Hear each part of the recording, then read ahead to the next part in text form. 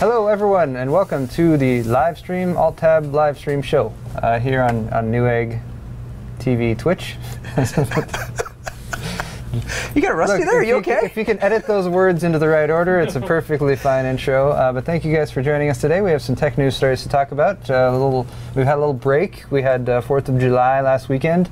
And did you light off any fireworks? I did not, but I saw some amazing fireworks with Ches and his girlfriend and my wife. Nice. So, you guys had a nice little outing with you guys, huh? We did. It was a total surprise, actually.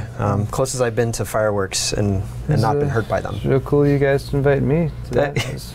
Where were you? You were doing something. I had just gotten back from Korea the day before, and I was pretty wiped out. So my 4th of July was fairly uneventful, but I'm sure everyone else had a wonderful time. We didn't hear of any terrible stories of people, at least not from our immediate. Oh, thank you. That's my dog.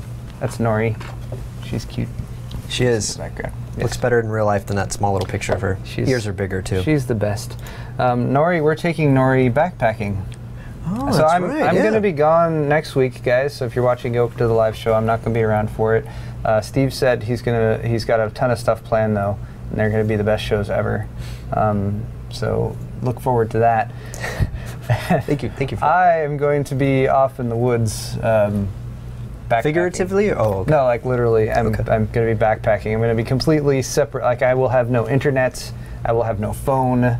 I have freeze-dried food, and I'm going to be filtering water so I don't get giardia.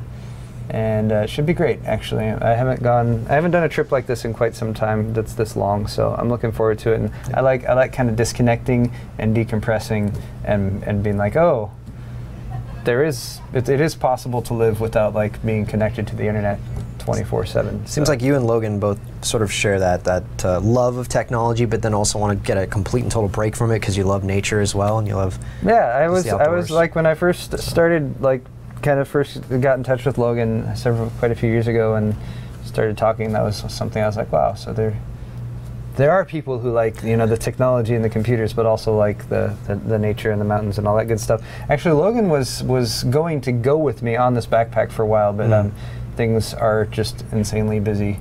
I think they're actually going to QuakeCon, which is next week as well. I think. Don't quote me on that. I don't exactly know their plans, but well, I actually wanted to ask you because you did just come back from Korea, South Korea, and you were visiting South Korea. Not that we absolutely North Korea. We'll get to that. Yeah, we'll get to that in just a moment. Yes. So you went to see Samsung, right? I did. Yep. Samsung. They were very nice. I posted a vlog video. If you guys have followed my YouTube channel at all, that I do on the side, Paul's Hardware. YouTube.com/. I haven't posted many like tech videos in the past month because I was like Taiwan, Colorado, Korea, and now I'm going backpacking next week. But it's been mostly vlogs. But I did a vlog of my Korea trip. If you guys are interested, we had a fun time there for a couple days. It was very Samsung-y. Okay. As I've described it, we did a lot of Samsung-related activities, but they sponsored the event, so that was cool. But yeah, it was a good time, and we learned about the new Samsung SSD, the 850 Pro. That's a nice little SSD. I've heard of some good benchmarks out there. I've seen some good benchmarks on a couple different sites. So what is your take on it? My take on it is I can see why they're very excited about it because it's a new way of manufacturing NAND, and NAND is the thing that stores data in an SSD or in a flash drive or something like that. And they've been shrinking it, at least they're shrinking the process it's built on down and down so they can fit more onto a single chip and everything for quite some time. But they've gotten to the point now where by shrinking it down, because you have to have an electric charge that like changes the state of each cell, right? They're getting so close together and so small that there's interference in between them. So making it smaller was not working as well. And actually, the smaller you make it, also the less durability you have. So you don't have as many program erase cycles that you can go through with an SSD, which isn't a huge deal unless you're in like a data center or something like that for home use. But instead of doing it smaller, they just stacked it on top of each other with holes that go down through it. and they had to like the 3D NAND is what you're talking about. Yeah, they had to do some pretty cool engineering stuff with it. Like they had to find the specific wavelength of light that would pierce like dang it, the gelatin or whatever. My terminology is going out the window here, but they had to have the specific type of light to go down through the holes to get to the different layers and everything like that. But they have a 32 layer that they're working on right now. They said they can theoretically stack it up as high as they want, and when you physically look at it, it still looks like just the same type of chip of NAND that you would see before. So it's not like it really takes up much more space. Nice. But they showed like a chip the size of your pinky fingernail, and it has all of these holes going down through all the different layers. And a chip the size of your pinky fingernail has 2.5, I want to say billion holes. Wow. I could be million. Is it million or billion? Shoot. That's I forget. Right. Well, really big numbers. Honestly, whether it's million or billion, I mean, billion's obviously insane, but yeah, so for the amount of cells that they have in there. So that's pretty cool. Wow. The drive itself performs really well. It's still a SATA drive, SATA Rev 3, 6 gigabits per second, so it still can't go faster than that, so you're not going to see anything beyond 550 megabytes per second for reads and everything. The real benefits of the NAND, I think, for the drive itself is for the lower capacity drive, the 128 gig, because a lot of times when you look at like an SSD series like the 840 Pro or something like that, or the Neutron GTX, whatever, the higher the capacity you go, the better performance you get from the SSD, and that's because the controller in the SSD has a certain number of channels, and each NAND chip can be connected to a certain channel. When you have a 128 gig or lower end model, you might only have 2 or 4 chips actually on the PCB to give you all the capacity. So you might have an 8-channel controller that's only connecting to 4 of its channels, and that's why you get more performance like a 256 gig version than you do with the 128, for example. Nice. With the 850 Pro, since the NAND itself is so fast, even the 128 gets pretty much the same benchmarks as a 256 or a 512 or the 1 terabyte. That's the other thing, is they have a 1 terabyte version of it now too, which is pretty cool.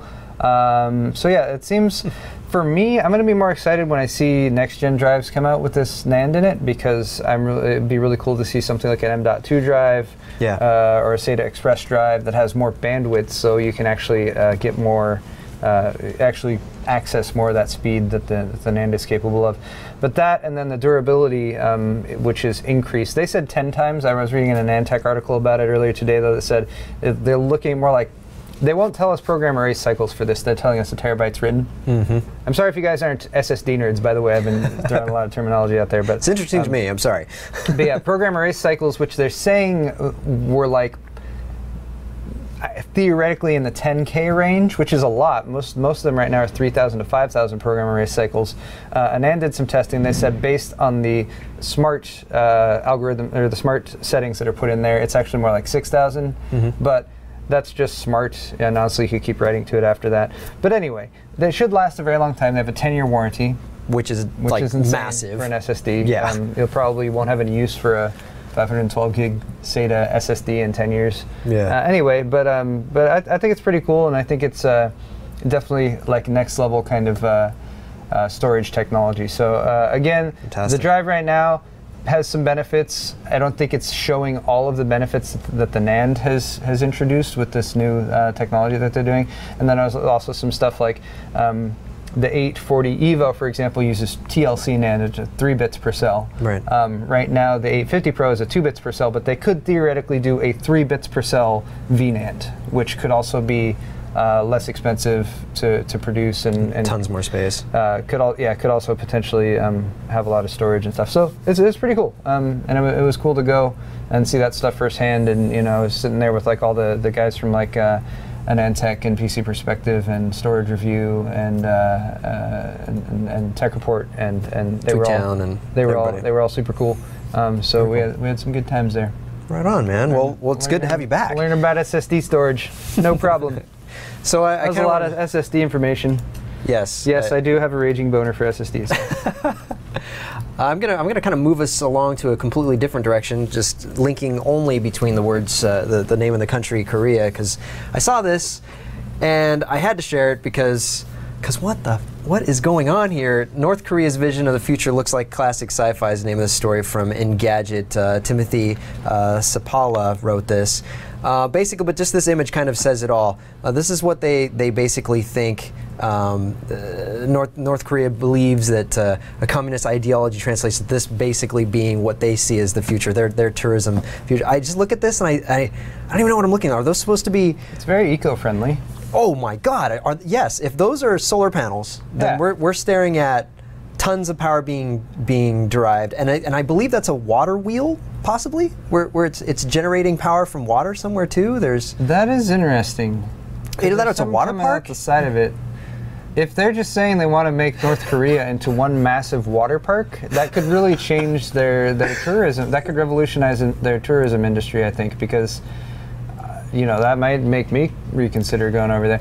But just as an aside, this is actually remarkably similar to what South Korea looks like.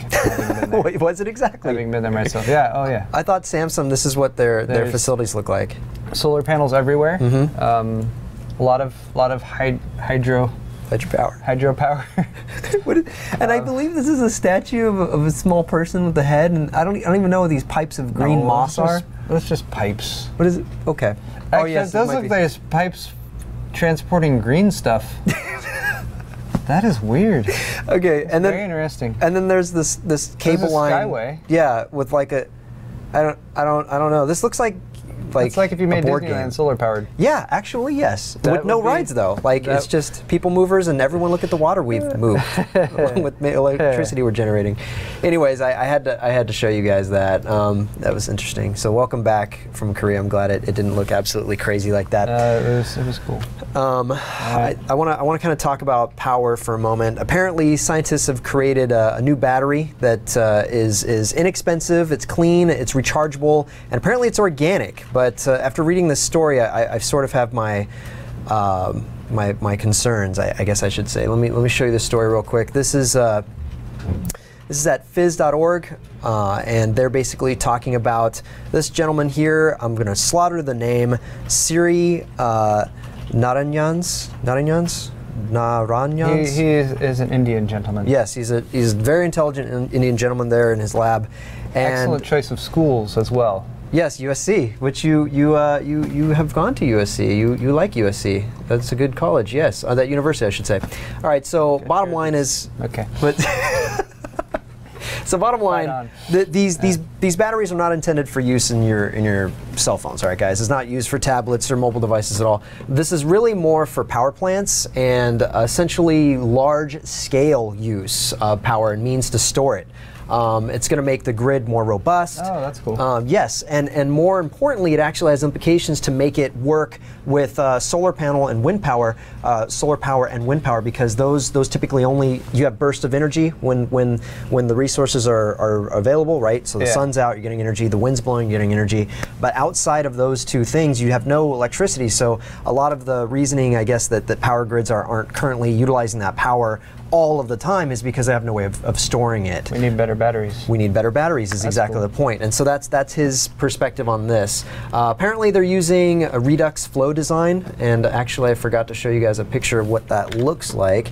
Let me just bring that up really quickly. I think everyone's familiar with Redox. You guys know what that is. Steve. What am I saying? All right, so basically it's similar to a fuel cell. It's basically going to have two tanks here of different. So Jenny, are you going to try and ask us something? What are you doing? She's going to limbo under the camera. What are you doing? Yeah, that's exactly. That's what I saw. I'm giving you an opportunity. Tell us what's going on. I just want my computer. Come get your computer. It's over here. Limbo underneath it though, so they can. No, don't limbo. Oh, wait. Let me see what that looks. Oh, you just shot in front. Oh, we ruined a great joke, guys. I'm sorry. We could have also done it like Steve and I are discussing here, and then suddenly. Yeah, a ninja. Next time, we got to work this out. Over there, I think. Mike, you could properly produce this show and get on this. I don't know what you're doing. There you go. All right, I'm getting way off task, guys. Let's let Jenny get what she's doing, but I'm going to explain this as quickly as I possibly can. So it's no problem, Jenny. Take your time. Similar to fuel cell with two tanks. Each one is going to have electroactive. God, I thought you tripped for a second.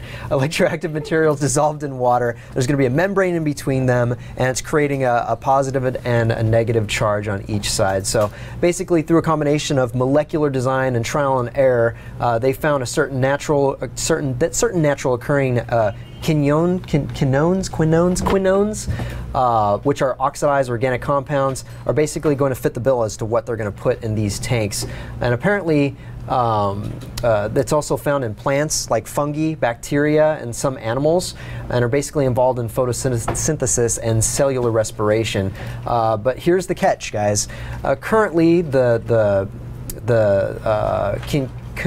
quinones, I'm going to slaughter this word, quinones needed for the batteries are manufactured from naturally occurring hydrocarbons, which leads us right back to the largest source of hydrocarbons on Earth, which is fossil fuels, which really upset me. But then at the very last sentence in the article, or pretty much the last paragraph, they state that in the future, the potential exists to derive them from carbon dioxide. So right now, it's not really as green as you'd want them to be, but eventually they will.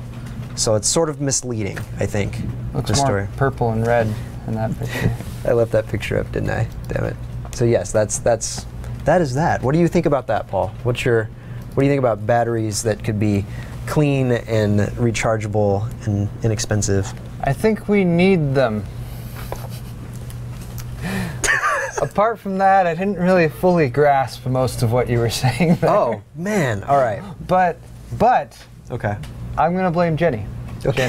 Jenny distracted me as Steve was talking. I'm sure you all have a full understanding. Running over here with a tank top on and I would like everyone to build one of these batteries at home and connect it to the grid so we can all store our own energy and free us from the specter of fossil fuels. Yes. I want our power plants to start storing energy like this and start utilizing renewable sources like solar panels. I agree. And wind power. All right, moving right along. I saw this, really interested me. I'm not sure how many of you out there feel the same way, but DARPA has created the first ever guided 50 caliber round. And the name of that project is Exacto. Exacto stands for Extreme Accuracy Task Ordnance, and it basically transforms projectiles into mini homing missiles.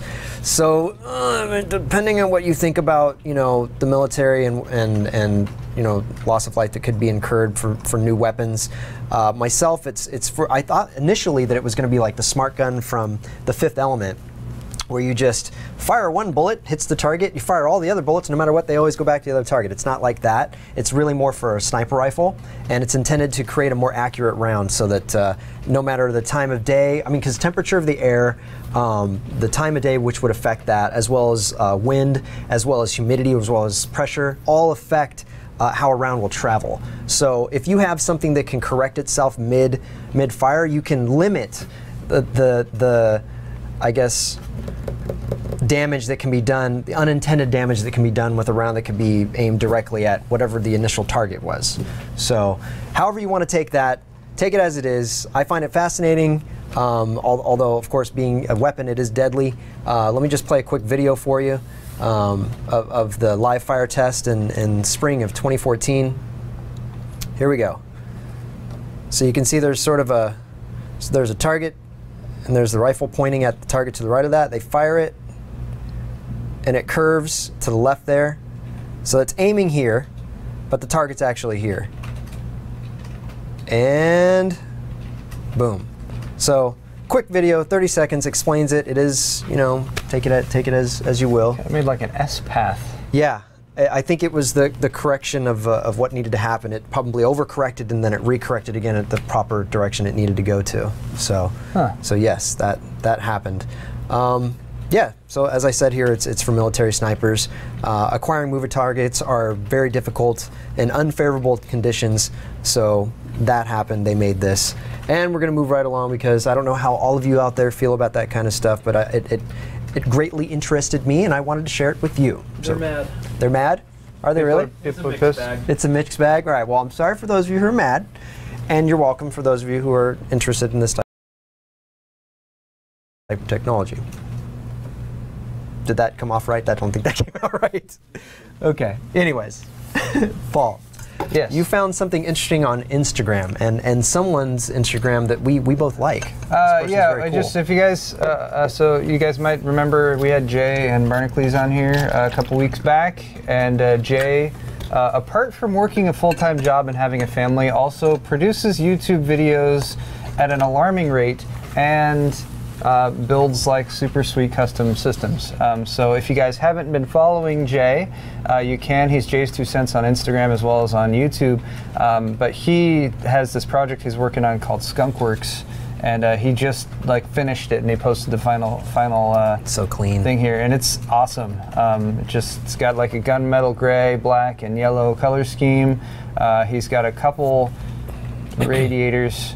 Gosh, I'm not even going to be able to say what size those are. I think there's like a 540. Yeah, I want to say that's what it was because he was talking to me about the one I was talking about. I showed at Computex. Yeah, he's got like 540 in there. He's got all the Corsair fans with the yellow rings on them, dual reservoirs, and he totook my advice.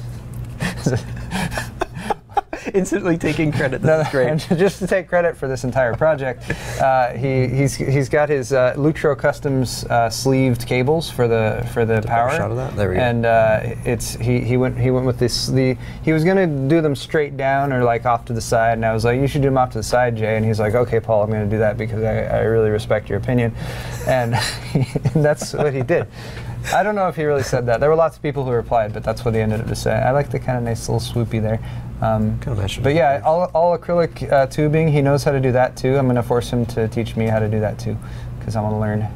And, that's awesome. And that's a really cool way to do it. But yeah, awesome build, Jay. Skunkworks. Very glad that you finished it out. He's got a bunch of vlog and sort of build update videos on his channel as well, if you guys want to see those. Cool. Fantastic. Cool. But yeah, let's get into some tech news, Steve, because I have tech news is good. I have a few stories here to talk about. If you guys follow computers, which you probably do if you're watching this show, Intel just like a month ago came out with their Haswell refresh. If you follow Intel's cadence with CPU releases, they go tick-tock, tick-tock, and typically we see a different code name every year. And that was the same with Sandy Bridge, Ivy Bridge, Haswell, but then we didn't see the follow-up to Haswell, which is Broadwell, this year, which we were supposed to, right? Broadwell was delayed, which is why they had the Haswell refresh that just launched with the Devil's Canyon chips and all those. And there's definitely some good processors in there, but it's not a genuine new CPU microarchitecture. So that's what they're talking about with Broadwell. However, they're having just a devil of a time getting that manufacturing process shrunk down. They're going for 14 nanometer manufacturing process with Broadwell, and whereas they can produce those chips, getting them fabricated in mass production with yields that are high enough to offset their manufacturing costs so that they can sell them and everything has been more difficult. So there's some new information just coming out this week, which says a couple different things. One is that we might not actually see these high-end Broadwell parts.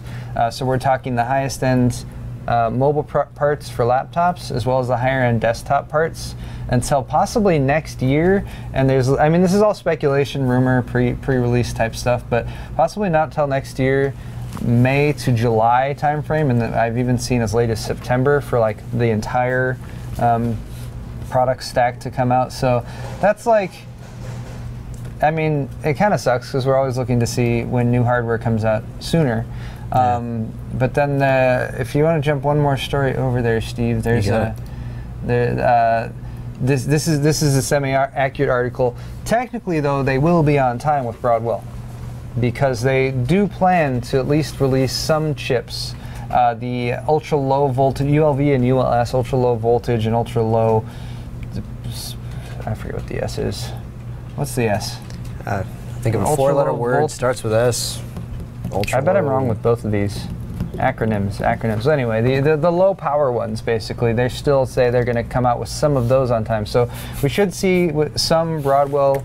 You're looking that up? Yeah, Universal. Just show everybody. Intel UL ultra low Scandinavian. I don't know. Sulfur diesel. Sulfur diesel? No, we're not going to waste everyone's time with this. I'm just screwing around. It's all right. Sorry, guys. I'm sure by now somebody has posted it in, whatever. This setup is perfect. I'm Never sure mind. someone has. Never mind. No. Okay. Yeah, all right, so go ahead, please. Technically, they will still be on time because they will be releasing Broadwell chips at the end of this year. They're expected by Q4. Okay. But they're not going to be like all of them, and they're not going to be like the good ones, right? Like the high-end ones that I'm really interested in, unless they like do something more like the G2568 or whatever the heck the Pentium Anniversary Edition one. Yeah. If they do a follow-up to that, which I don't know, maybe if that one does really well, you never know. If they're making money on it, Yeah. If they do a follow-up to that, that would be cool because that's an exciting chip, especially for gamers. But yeah, apparently it's difficult to manufacture on a 14 nanometer process. Apparently, we're reaching the end of the ability to cut things in smaller and smaller sizes. That's correct, Steve. And that's if what's you'll happening. jump over one more story, Okay. I have another. MIT. See how I've linked all of these stories in succession so that they all sort of have So this good. general theme. I like this. This is This next one's about monkeys. no. So this all comes back to what you guys might be familiar with. It's called Moore's Law, which Moore was one of the founders of Intel, and I think back in the 60s he said he happened. This wasn't like a law. This wasn't like he said everything shall proceed as this. This was an observation originally. Right. He said, hey, if you look at transistors, as they keep making things smaller and smaller, they're able to roughly double the amount of transistors on an integrated circuit every 2 years, and that's been pretty steady, pretty straightforward ever since the 60s up till now. They've pretty much followed Moore's Law. However, right now they're saying they might not be able to keep up with it. But what this article is about, and this is on Technology Review, is a new manufacturing process or a new technique using ultraviolet. Extreme ultraviolet. It's not just like that normal ultraviolet lithography. This is extreme ultraviolet lithography. But basically, they're taking these things and they're putting them next to these things, and these things, which are larger, make these other things like line up in straight lines. Right? That's a layman's Okay, all right, explanation. yeah. I did read this article. I forget all those fancy words. I that they haven't. use. So you haven't. So no. that's So why I'm I thought the explaining typical to way. you. All right. So the typical way is I thought they put like sort of I call it like a gelatin, but it's not. But it's a UV reactive like substance that goes over the silicon, The right? substrate. Right, the substrate, and then they use UV light that's shot at a very very thin line to line up where the actual pathways would go, or yes, because the acid would then erode that way. Yeah. Then they wash it, then they dip it in acid, and that material keeps the acid from eroding the trace lines on the actual silicon. And then after that, they're left with sort of a gap in there, and then they fill it in with everything else to make it actually be able to conduct the electricity. So, Yes. but this is different in that they're using just to some degree. I think what you're describing is more like a PCB manufacturing, which Right. has a lot of similarities, but manufacturing the actual integrated circuit of a CPU. I mean, this gets into the type of engineering and design and manufacturing that I am not qualified to speak on because it's all myself either. It's all hearsay and stuff like that. But basically, what they're saying with this is they're talking about going down to as little as 7 nanometer manufacturing using this. This was something that they've talked about for a while. I think something in like 2008. There's been a bunch of investment in it. Intel invested $4 billion in a Dutch company that did this. Nice. And it seems like another possible way of doing this, and it's a different means than the traditional lithography that they've been using. So I just wanted to throw that out there as kind of like, hey, here's something that they might work on in the future. They said, what does it say about mass production? It's possibly going to be ready for mass production somewhere around 2017. So not in time. I mean, Broadwell will be out by then, but this is possibly a way of getting those pathways that are built into the integrated circuits even smaller. And smaller means more density, you can fit more in one, and also the smaller they are, the less voltage you need to transmit an electrical signal across them, which saves power, which is why Intel keeps pushing to make everything smaller, because the focus is so much on mobile, power savings, your battery doesn't die as fast. Very exciting. Okay. Very cool. Thank you. Awesome. All right. I have a lot of stories, guys, so let's just bang just through a keep bunch of going. these. Yeah. Oh yeah. Tweet tweet us things. Tweet All right, things Paul. to us. What? Oh. I have some Hello, Jay notifications. from Jay's Oh, good. 2 cents. Good. Jay just said go for it. See, we asked I for forgot. explicit permission, and we waited until he told us that it was okay. That's actually how we do it. Yep. We would never upset anybody ever. All right, what do we got? Well, it's all right. It's I'm lagging. sure. Oh, Strider sent us something about flexible display panels. Ooh. I will click on that later because I don't have time to assimilate that right now and talk about it. All right. Non-credit gold 26 says, "Hey Paul, I'm making a mini ITX PC for my dad, but I don't know what to do. Can I go for AMD or Intel? What should I use to build it?" We need more information because mini ITX PC, that tells us what form factor, but it doesn't tell us what he's using it for. If he's using it for something like basic web browsing and he's never going to do any 3D rendering or video editing or gameplay on it, then you can go with something really, really basic. I would say like an entry-level AMD APU would suit you just fine. That'd be great. Mini ITX motherboard for that. You don't have to worry about a graphics card, low power, all that good stuff. You could even consider something like an AM1 board. Not even prepared. We just have piles of it just motherboards. happens to be sitting right there. Because these, you can get the board and the processor, which is also an APU, Less than 100, for like less than $100. And you can build a tiny little system, really cheap, really low power. They brought the Athlon and the Sempron names back for these guys. Yeah. So, but if you do want to game, or if you do want to do more intensive stuff, don't go with this because it will be too slow for your needs. But that is a very nice budget option. Apart from that, if you want to go a little bit higher end, I would say you'd start getting into the low-end Intel chips. Go for a socket 1150. Go for one of the new Haswell refresh CPUs, like a Core i3. Or heck, I mean, with the G26, I always forget the freaking number. The G2758, the Pentium Anniversary Edition one, that's like $75. That could be a great feasible option as well. So lots of options there for mini ITX for a small build, and then beyond that, you start getting into what video card you'd want and stuff if you're going to go for gaming. So at that point, I would say check out one of the excellent forums that are out there. We have Egg Expert if you want to ask there. You can go to like Linus Tech Tips or Tech Syndicate, or there's tons of forums out there. Go post your stuff, try out PC Part Picker, make a build, or PC Part Picker's fun. Or make a wish list on Newegg. Very cool. Get that put together and then shop it around and be like, hey guys, here's what I want to use this computer for, here's the parts I've chosen, and you'll get no end of people saying, that's a terrible build. No, they'll help you. They'll say, this is good, but maybe you want to change this. That's what you're looking for. Okay. Did more people tweet to us? We didn't really tell them. We didn't really ask. We didn't ask anything for anything specific. And I've been ignoring tweets. Oh, and I forgot to even tweet. I forgot to even tweet that we're live. Maybe people can watch. I'm gonna tell people to come watch. Ooh, nice. Ooh, thank you at Newegg. Was that you, Mike? Maybe. Nice. It's also the one that tweeted to me, "Hey, what are you doing with your life right now? You should be preparing right now for the live stream." All right. I'm just throwing it out there, guys.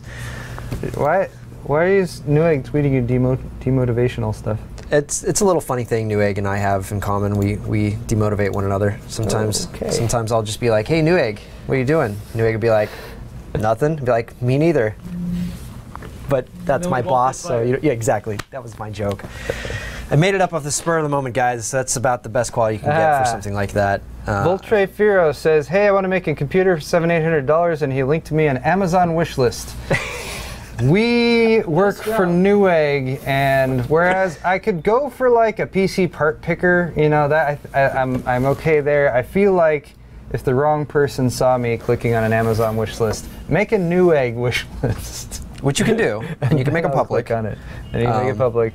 Yeah, should be able to. All right. Dan Hillen says, my 3 terabyte hard drive is too slow and keeps stopping my Steam downloads to write to disk. Is there any way to fix this? Whatever your hard drive manufacturer is, whether it's Seagate or Western Digital or one of their companies that they own, go to their website, download the tools that they have there, run a diagnostic on the drive and see what it comes up with. If you have bad sectors, then actually before you do anything, copy stuff off of that, because if it's really that slow, it could be failing. And so get any like important data off of there first. Run a diagnostic on it. and then send it in for warranty. It's thank you, G3258. G3258. It's just the easiest number to Rolls right remember. off the tongue. Thank you, Abdul. Just count. I really appreciate that. 3258. All right, Paul. Did you already answer Daniel Roberts here? What do you think about the 1+1?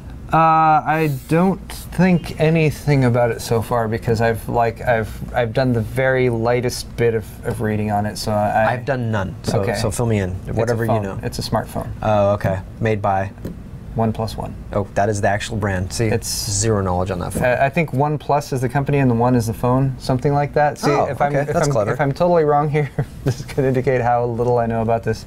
But yeah, it's actually not a plus either, Paul. It's cross. It's 1x1. It's one.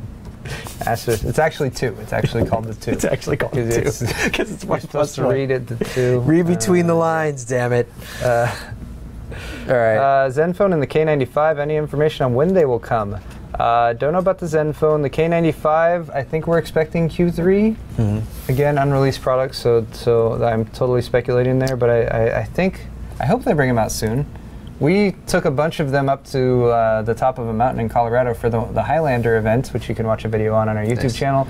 But they were all engineering samples. We had to send them back because they didn't want the engineering versions floating around. So Philip asked us on Twitter, what do you guys think about NVIDIA G-Sync? And I would say I need to game on it for quite a while, and I haven't done that to be able to give you a succinct answer. I'm really interested in it. And I've been leaning towards getting that monitor that was coming out from Asus, the Swift, the ROG Swift monitor. And you're gonna buy that, aren't you? I want to. No, you're going to. Okay, so hold on, just hold your horses here for like 2 seconds. Hold on, everybody calm down, all right? So what I want to do is wait until AMD releases whatever AMD is going to release. FreeSync. Okay. And make an educated decision at that point, because it'll probably also lower the price of the G-Sync monitor. That would be a responsible way to go about making that purchasing decision. It's what I want, but I know Paul's thinking in the back of his head right now that I'm not going to do that. And I know how Steve is when there's like a piece of hardware and he wants it. I bought the Hero board without even thinking. He's just like it's like, I want that board. Jay, we love you too if you're watching. All right, a few more quick questions to run through here. Sucaro Decore asks, can the NVIDIA GTX 760 even make use of 4 GB of RAM when the system is running at 1080p display, or is it just a gimmick?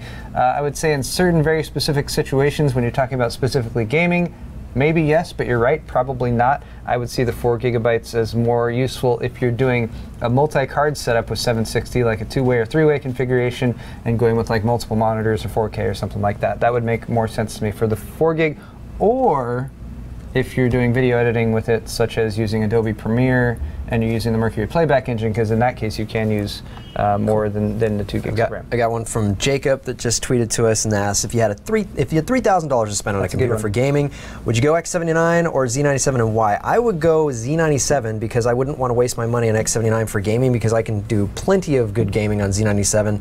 If you want to go Wait, what? Did I not understand? No. I was just realizing I forgot. I missed the gaming part at first. Oh yeah, because he's saying for gaming. Yeah, yes. And I would also go X79, but not for 3,000, because I would do it if I wanted to have like 4 or more video cards that are plugged in. I mean, you could probably get a nice PLX chip for a Z97 board and still be fine, but I would feel like at that point, if you're dropping that much money, I'd want it for more than just gaming, and I think X79 would be awesome for more than just gaming.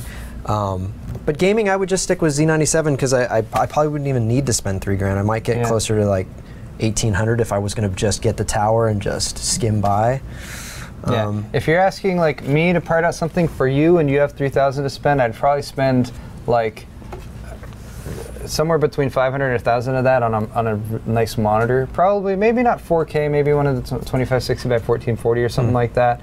Or like ROG Swift or something like that when it's available, because that's what can be like 700, 800, 900. We don't know what that's going to be. We're not sure. We don't know what that's probably going to be somewhat expensive. Yeah. But actually, if you're saying I have 3,000 to spend on a system for gaming, I would not buy a new computer right now. This is personal, so don't all you guys stop buying computers.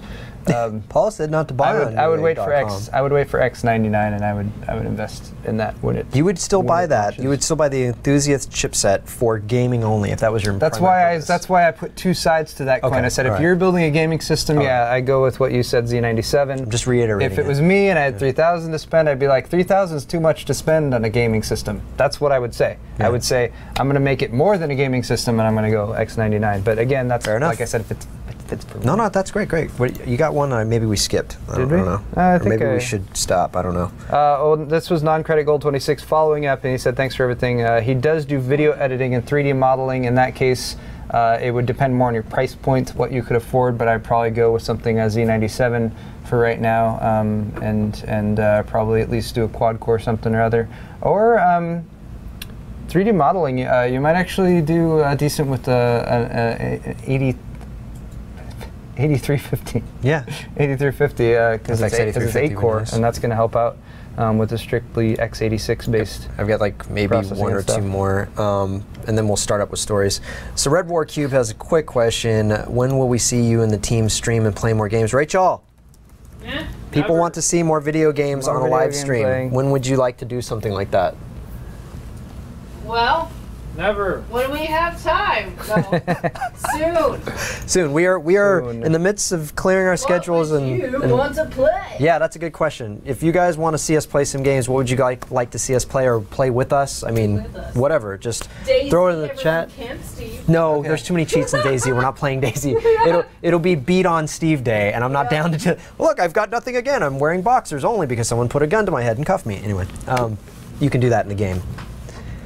Okay, I got riled All up. right. We got like 15 minutes left, and I have some stories I wanted to talk to you about. So He we're wants to not. tell you guys I'm not stuff. going to talk about these too much, but I did Yeah. want to kind of just go down the list and point them out. So the first thing that I wanted to point out. Slow your roll, man. You is- just keep going. I'm just gonna keep going. Just do this. This TechCrunch article, because I hear so often I've heard like enough the of this, Paul. PC is dead, the desktop is dead, whatever. You know, we're in the post-PC era, or like Post. what was it? What was it that the dude from Microsoft said? We're now in the post-PC era. Just like, oh, that's so. It's painful when they say it like I that. know, I don't like that. But yeah, so.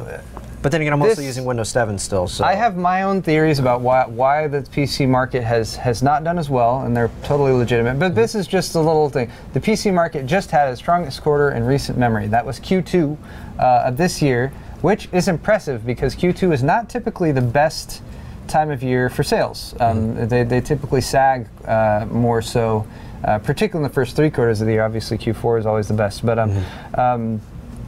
it's gone up. There's a couple reports here from Gartner and IDC. One of them went up 0.1%. One of them was only down 1.7%, and that's at least slowing the descent or the free fall that I don't want to call it a free fall that it's been on. They talk about some involvement with the Windows XP ending and people buying new computers and everything. Right. I just think that people can't really fully rely on mobile and handheld devices for everything they need to do with computers. I think people still need computers, and that's it. Okay, we but would that's just be without a job if you guys stopped buying computers. That's true. That would suck. Don't do that. but I thought that was kind of some nice news there. And then we have another one here from videocards.com, which is another. We showed you guys a little, like they had a theoretical GTX 880 PCB shot that they showed earlier this week. Now they have. I love how they find this stuff because Where do they find it? Scroll down a little bit. It says in the first thing, it's like a shipping manifest that they found. Wow. Something like that. Wow. It's just like, if you're a manufacturer of computer parts and you're like trying to keep something secret, like all these different little avenues of people, like if you're developing a game and like people get the game code and they just like comb through it and find stuff in the game that like you haven't activated yet or something like that. Or like an update to a game and they're like, look at the code. Yeah, I follow but you. this is like a shipping manifest they found with some quantities of what is a GM200. Yeah. So if you guys are familiar with the code names of GeForce chips, we've had GK going on for a while. Those are K was for Kepler, GeForce Kepler. We had the 104 and the GK104. The GK110, which were for like a ton of the high-end stuff. The GK110 was like for the 780, 780 Ti, and the Titan. They're saying this GM200, GeForce Maxwell 200, could be the new larger size chip Because like when Kepler came out, they had the smaller chip was the GK104, and the bigger chip was the GK110, and GK110 was used in a lot of Quadro cards for a while before we even saw it in a desktop card. So this is them saying like, ooh, maybe they're doing another Titan. I think they're probably going to do another Titan. We have no idea what it'll be called, if it's going to be Titan 2 or maybe the Gargantuan. Titan the sequel. Titan the sequel. I like that one better. Titan squared. But in any case, there's new graphics cards in the works, and hopefully they'll be out soon. Who knows when? But yeah, they have a little roadmap there. Anyway, videocards.com. They have a lot of rumor, speculation type articles, but a lot of interesting stuff to read about if you're into video cards. Another article also from videocards.com. This one's a little bit more towards the gaming news side, but if you guys are familiar with Mantle, Mantle has been rolled out a little bit, but it's not really like hugely mainstream yet. So right now, this is the game I told you about. Yeah, oh yeah, Steve, Plants vs. Zombies. The Garden Warfare though, not the original one. So Video Cards has a bit of information here. This is about Mantle games, potential games that might support Mantle in 2014 to 2015. Frostbite. So yeah, obviously anything that has Frostbite engine already has a huge jump on having Mantle integration, because they've already done so much work integrating that with Battlefield 4. The Battlefield 4 Thief already out. The Sniper Elite 3, which I guess is not yet available on Plants vs. Zombies Garden Warfare, which it's fun. You should try it. Steve has played it and he says it's fun. Yeah, all ages though. So just there's a list of unreleased games that have confirmed that they will support Mantle, such as Civilization Beyond Earth, one that I'm looking forward to. That's gonna be Star awesome. Citizen, also one that I'm looking forward to, although I haven't spent They've money been on talking about it with Beyond Earth, I feel like. Yeah, they announced that a while back. Okay. Dragon Age Inquisition, Battlefield Hardline, confirmed. Mass Effect, Mirror's Edge, a couple of those games in the works. Star Wars Battlefront, Rise of the Tomb Raider, Sims 4, and Dying Light, and unannounced title by Oxide Games, which one I'm just chomping at the bit. But unreleased. More unreleased games, which like maybe they haven't said yes we're going to do Mantle, but maybe. And the ones here that are exciting: Grand Theft Auto 5, and that'll be badass. I'll be very excited if they do GTA 5, because I'm definitely going to play that, and it would mean I would need to run more benchmarks actually.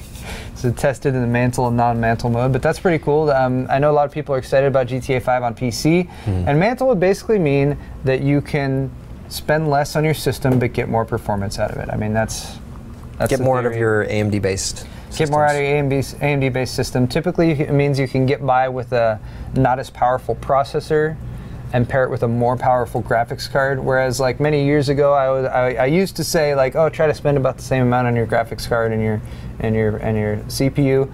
And people go watch that video now and they're like, oh, you're wrong. And I'm like, yes, I know things have changed. Yeah, things have changed since that video. Look at the date. I love it. Paul's mad voice is great. I was furious there. But yeah, it means you could like drop 300. Say 300 on a graphics card and like 100 or 150 on a CPU and still get tons of performance. So that's pretty cool. But yeah, GTA 5 and then there's a Call of Duty Advanced Warfare. Did anybody buying that? Just curious. Kada. See, my favorite Call of Duty game recently was Black Ops. I never played it. But it was fun to say. What? Black Ops 1 or 2? Okay. I'm just curious. I'm trying to never gauge played time it, but periods. I like it because it was fun to say COD Blops. COD Blops. Are you COD blopping? COD doesn't have quite the same. There's no real anything. They need to have a crow mascot for that game who comes out and says COD. And then, like Aflac? Sorry. Yeah, they're similar. You're right. Chaz, anybody care about COD?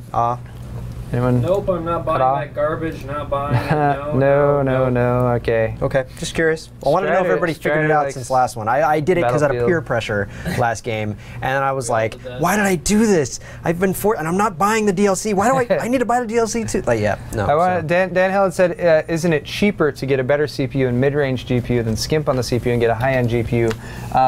Yes, generally speaking, that is true. I guess when I was saying that, I was more referring to like if you know you're going to get this set up, and let's say in a year and a half from now, Mantle is much more prevalent, which another story we didn't talk about specifically, but Intel is asking AMD to like get on the Mantle train, which would be huge because Intel sells more GPUs than anyone. No one realizes that because it's all the integrated GPUs. But if Intel and AMD had that lined up, it would be cool for Mantle. It would be like NVIDIA. I don't know how they would deal with that. It's like the apocalypse. Dogs and cats sleeping together. I know. I mean, it's happening? AMD and Intel for one thing, which is weird. But it also like, and then NVIDIA would be over there like, well, we have our proprietary stuff too. We made an SoC. We're sorry. Yeah. We're sorry. So I don't know how that would play out. But yeah, I'm speaking more to like if you can use Mantle because it's so like close to the metal API, right. And DX12 isn't out yet, but they've been talking about getting that closer too. So I don't want to. That's true. So there's still a lot of speculation coming out, but yeah, if you know you're going to play Mantle games, then you could theoretically go with that. But generally speaking, I would say don't go with quite such a disparity because chances are you're going to want to play non-Mantle games. Yeah, or a CPU-bound game that would just you'd be hitting your life in. Right. Do you want to jump to your next story? Let's skip that one. That one's stupid. Okay. Stupid story. It's an interesting question, but all right. Here's one. We have some last minute random stories we can share with you guys here. You guys all obviously. I can't say all because we're on Twitch right now, but you guys probably all dabble in YouTube from time to time, watch YouTube. Yahoo has been trying to jump onto the video streaming site bandwagon for quite some time. They tried to buy Hulu. They tried to either buy or partner with Hulu and Dailymotion in the past, but neither of those worked. They've now just acquired streaming platform RayV. How many of you guys are using RayV right now? What the hell is this? So Ches is using RayV. That's why you haven't seen him on Twitch lately. Well, here's the thing. It was built in 2005. That's what I got from the story. Right. So it's not like it's a startup from last year or something like that. So clearly they have some built-in. They must have something if YouTube has acquired them. But this is just like a little bit of news about Yahoo maybe taking another step towards launching their own video platform, which I'm in favor of because for me, if I'm going to watch an online video, like I generally like YouTube because it's usually pretty stable. I know I can click on YouTube, maybe watch a quick ad, and then watch the content. And it's pretty straightforward. I can choose. I mean, obviously, I do a YouTube channel, so I get picky about certain things as a creator there. But for me, if there's other options and you can use them just the same to watch a video, maybe get your little quick ad out of the way, and then watch some content. Like the more the merrier, right? That's kind of my opinion about it. And providing an option, especially from the creator side, to just YouTube, I think would be a great benefit to the community and the community of creators as well. Because there's certain things that YouTube, it's a whole other discussion, but it will be nice to have YouTube competition, especially if it's backed by Yahoo, who could potentially even build it up to a certain level. I think when I was reading an article about this before, Yahoo was they were toying with the idea of trying to like lure in some YouTube creators by like paying their salaries or something like that to try to get kind of a base of like solid video content to draw people into watching that, and then hopefully start to grow it from there, which seemed like a reasonable plan to me. And yeah. I guess that's all I have to say about that. It's sort of Paul's brain. It'll operate for a while on its own. Sometimes and then, it just stalls. Yeah, like if you had like a feeder of like tennis balls, they just go, right? He goes for a while. He's just firing great topics with you. Yeah. and then the balls ran out. He didn't know the balls ran out. He's just like, I guess I'm. Or like when it gets jammed. Yeah. This is fantastic. I wish I could handle topics the way you do. Yes. I mean, you're just you nail them, man. Sure. I mean that as a compliment. Thank you really Steve. do. You're welcome. Thank you. All right. It's like 4 o'clock now, but we have two really quick ones that I wanted to hit on real quick. This one's just kind of funny. This is from Hexus. You guys thought Y2K was over? No, sir. No, sir. The Y2K bug has resurfaced. They keep setting their clock back and missed a day or something? So the Selective Service sent out 14,000 draft notices to men born in the 1800s. What? So first off, I don't know how they got these guys' email addresses. Yeah. No, I'm guessing this was snail mail they used here, but yeah, it's like imagine you get a letter in the mail and it's like Being drafted. to select this. So they sent this out to 14,000 Pennsylvania men born between 1893 and 1897, ordering them to register for the nation's military draft and warning that failure to do so is punishable by a fine and imprisonment. But was it like written in the old school like cards, where it was more like a? Was it a required to report? Yeah, Like, yeah. literally, these It's all must have been typewritered out by people in the 60s. These must have been printed and put in 40s, I them guess. envelopes and sent out or something like that. Yeah. Like, when was the last time we had a draft? Yeah. I'm guessing it was in late 1800s. No, it was No. World War Vietnam. War. Yeah. Sorry, never mind. A little Sorry. later than that. Rachel, was the writer, just informed us that the Vietnam War US had history had- fail on my part. Obviously, it's been a while since Yeah. we had a draft, but not recently. But if you live in Pennsylvania and like your great grandfather has been ordered to report for duty, then Tell him it's okay. I guess If he left the country too, find him, tell him it's okay. He left, it's a mistake, and this isn't a trick, Grandpa. Come back. Yes. Come back, Grandpa. They stop at a certain age, Grandpa. You Still- should have known this. you still need. And the fact that how would they have had your email anyways? Your country needs you. Doesn't make sense. I'm sorry. All right, I apologize. For what? Apologize. What are you apologizing for?